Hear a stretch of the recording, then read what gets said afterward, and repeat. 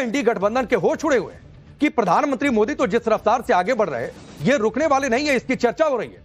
क्योंकि आप देखिए कि आज बिहार में बीजेपी के सीएम के नाम का ऐलान हो गया।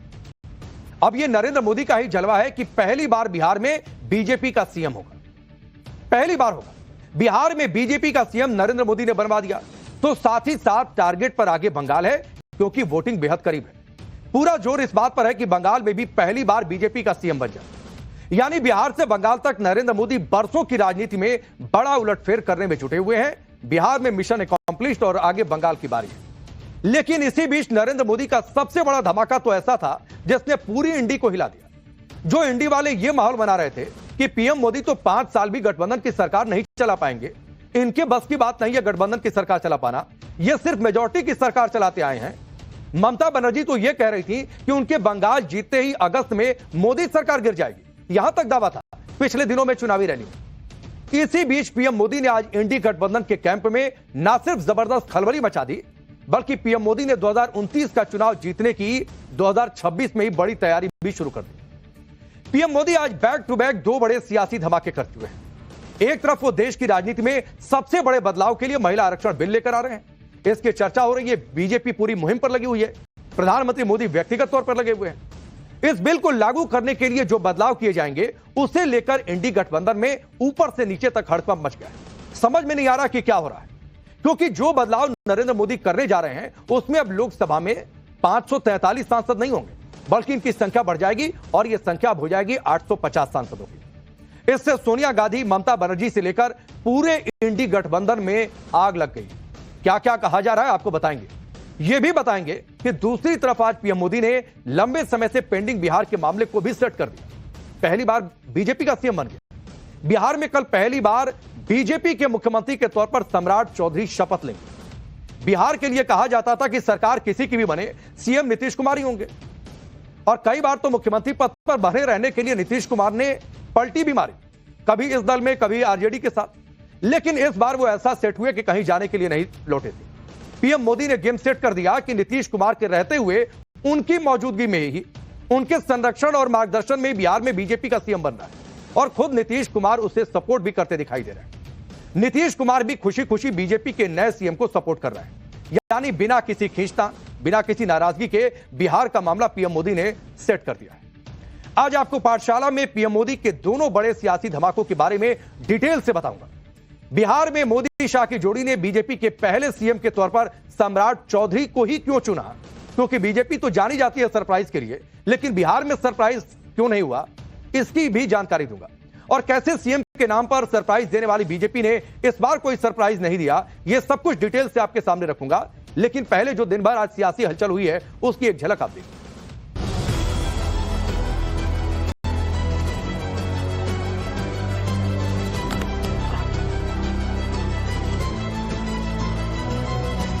भारतीय जनता पार्टी के विधानमंडल दल के नेता श्री सम्राट चौधरी का नाम प्रस्ताव है।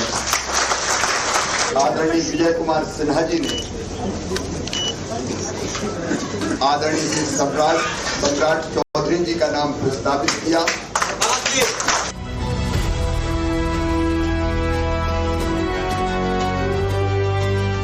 आज देवभूमि से देश के सभी दलों से फिर अपील करूंगा कि नारी शक्ति वंदन अधिनियम में संशोधन का जरूर समर्थन करें। उनके हाथ में पॉकेट वीटोज हैं, like CEC is a pocket veto, and the chairman of the delimitation commission will also be a pocket veto. Whatever they want will be done.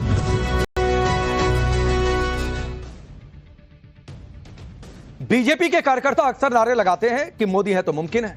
अब वो कह रहे हैं कि देखो बिहार में भी मुमकिन हो गया। बिहार में पीएम मोदी ने गेम सेट कर दिया। बंगाल में भी वो जोर लगा रहे हैं। बिहार और बंगाल में क्या हो रहा है, सम्राट चौधरी को ही नया सीएम क्यों बनाया गया, नीतीश कुमार के इस्तीफे के बाद उनके बेटे के डिप्टी सीएम बनने की चर्चा थी, उसका क्या हो गया, ये सब आपको बताऊंगा।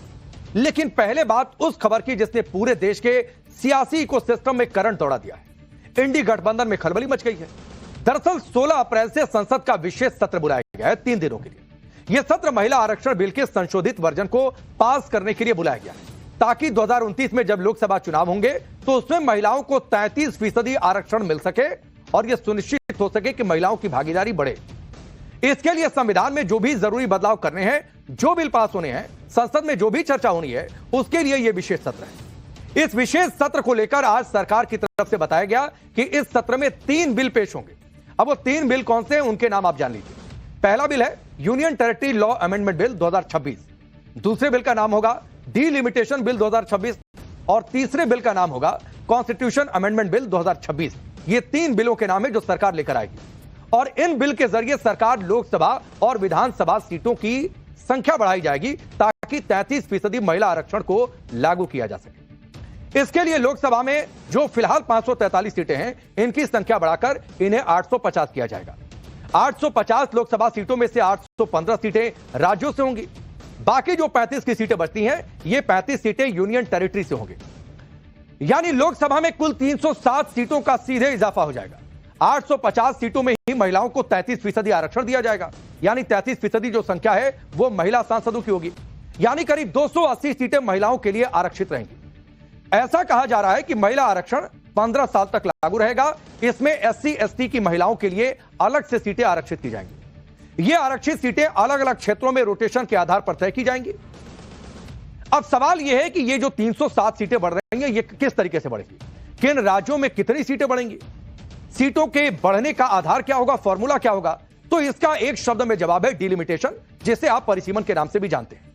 दरअसल ये वो प्रक्रिया है जिसमें जनसंख्या बढ़ने के आधार पर निर्वाचन क्षेत्र की सीमाओं को फिर से तय किया जाता है। इसी प्रक्रिया को परिसीमन का नाम दिया जाता है।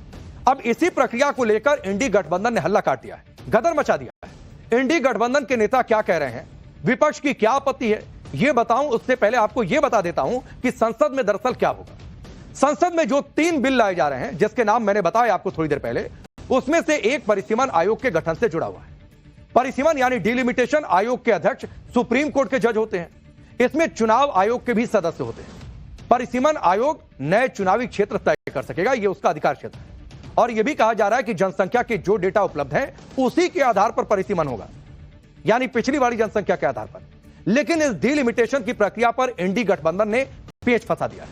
इंडी गठबंधन की अलग अलग पार्टियां इसका विरोध करने में जुट गई।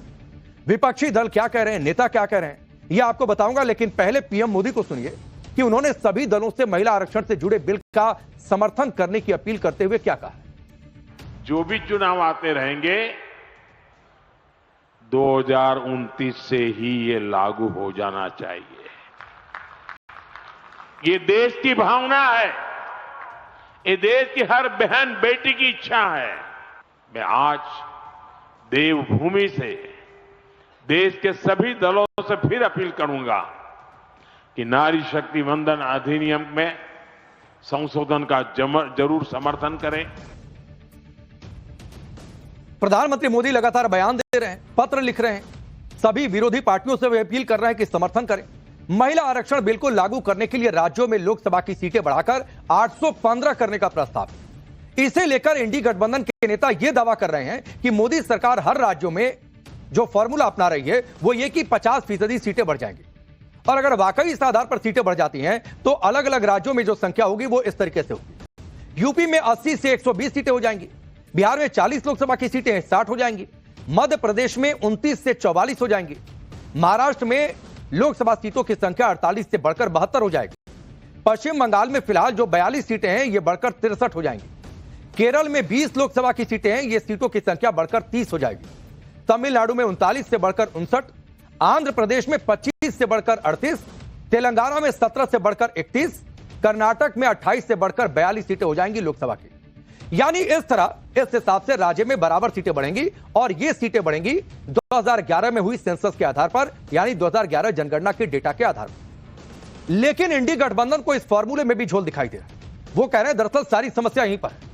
जैसे राज्यसभा सांसद कपिल सिब्बल को ले लीजिए, वो ये कह रहे हैं कि तमिलनाडु और यूपी में अगर सीटें बढ़ाई जाएंगी तो बीजेपी को ज्यादा फायदा होगा। अब सुनिए कपिल सिब्बल क्या तर्क दे रहे हैं, पहले उनके बयान को आप सुनिए। इस समय तमिलनाडु में 39 सीट्स हैं, 39 सीट हैं और उत्तर प्रदेश में 80।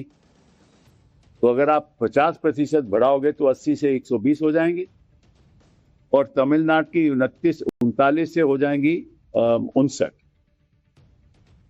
तो पहले जो अंतर था वो केवल था 41 सीटों का, अब अंतर हो जाएगा 61 सीटों का। तो हर प्रदेश में अगर ये आंकड़े रखोगे तो नॉर्थ इंडिया में अंतर बढ़ाएगा सीटों का। हाँ, और इसलिए फायदा इनको होगा, राजनीतिक फायदा होगा।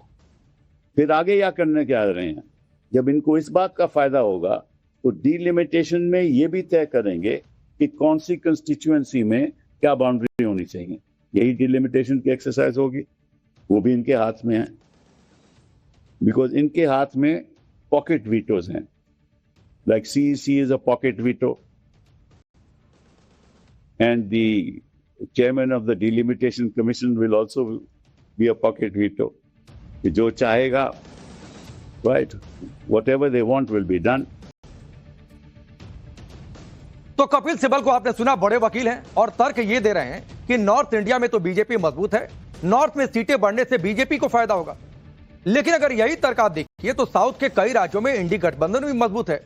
तो फिर सवाल तो है कि भाई वहां भी सीट बढ़ रही है तो वहां भी इंडी गठबंधन को फायदा होगा। और दूसरी बड़ी बात है कि क्या कपिल सिब्बल यही मानकर चल रहे हैं कि नॉर्थ इंडिया में अब इंडी गठबंधन की कभी वापसी नहीं होगी और हमेशा पूरा इंडी गठबंधन नॉर्थ इंडिया में हमेशा कमजोर रहेगा, हमेशा बीजेपी का ही दबदबा बना रहेगा? क्या कपिल सिब्बल यह मानकर चल रहे हैं? हालांकि क्या हर राज्य में 50% सीटें ही बढ़ेंगी, इसको लेकर आधिकारिक तौर पर सरकार की तरफ से कुछ नहीं किया गया, कोई जानकारी नहीं है। यह दावा है सिर्फ, और यह दावा इंडी गठबंधन का है। कपिल सिब्बल यह दावा कर रहे हैं। अब डीलिमिटेशन को लेकर दूसरा विरोध इस बात पर है कि इसका आधार 2011 के सेंसस के आधार को ही क्यों माना जा रहा है।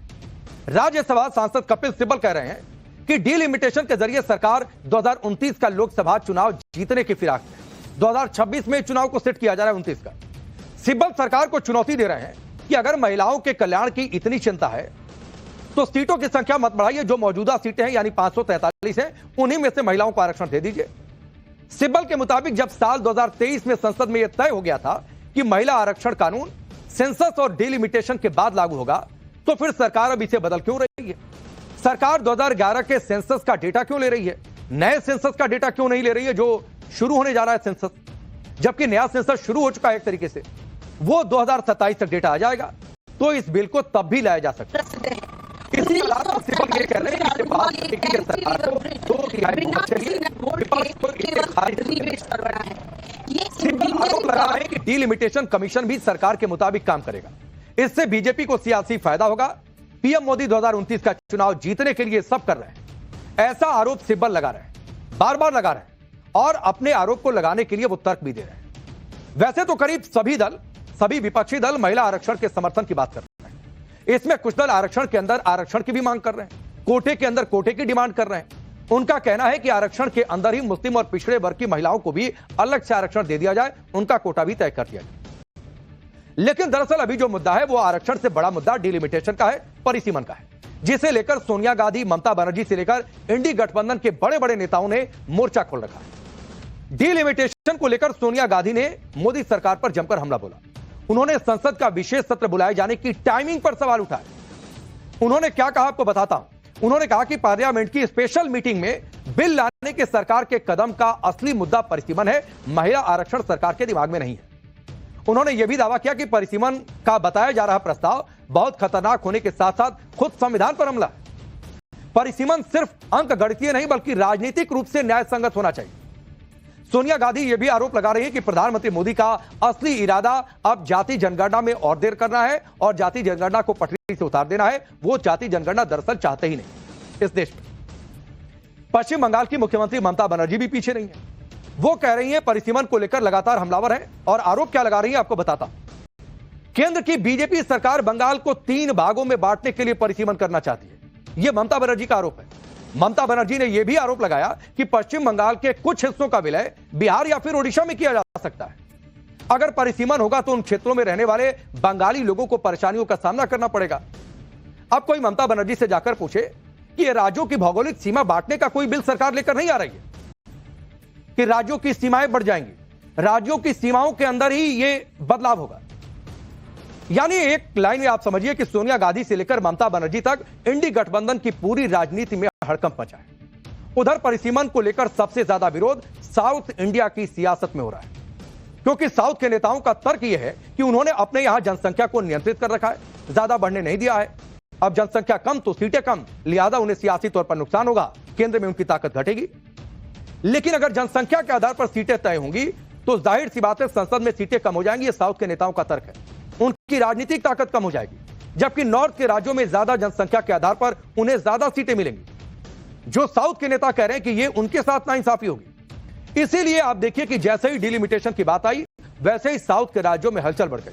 तमिलनाडु के मुख्यमंत्री एमके स्टालिन ने डिलिमिटेशन को लेकर केंद्र सरकार को चेतावनी भी दे दी। उन्होंने कहा कि अगर तमिलनाडु के हितों को नुकसान पहुंचा या दक्षिण के राज्यों पर इसका असंतुलित असर पड़ा और नुकसान हुआ तो इसका बड़ा आंदोलन करेंगे। उन्होंने एक तरीके से धमकी भी दे दी।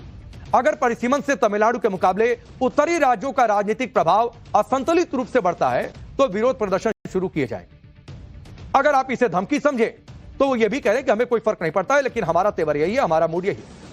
यह तमिलनाडु की ओर से जारी की गई एक चेतावनी है। भारत एक बार फिर से 1950-60 के दशक की डीएमके की भावना का गवाह बनेगा, वो आगे भी कह रहे हैं। और वो ये भी कह रहे हैं कि इसे धमकी समझने की भूल आप मत करिए।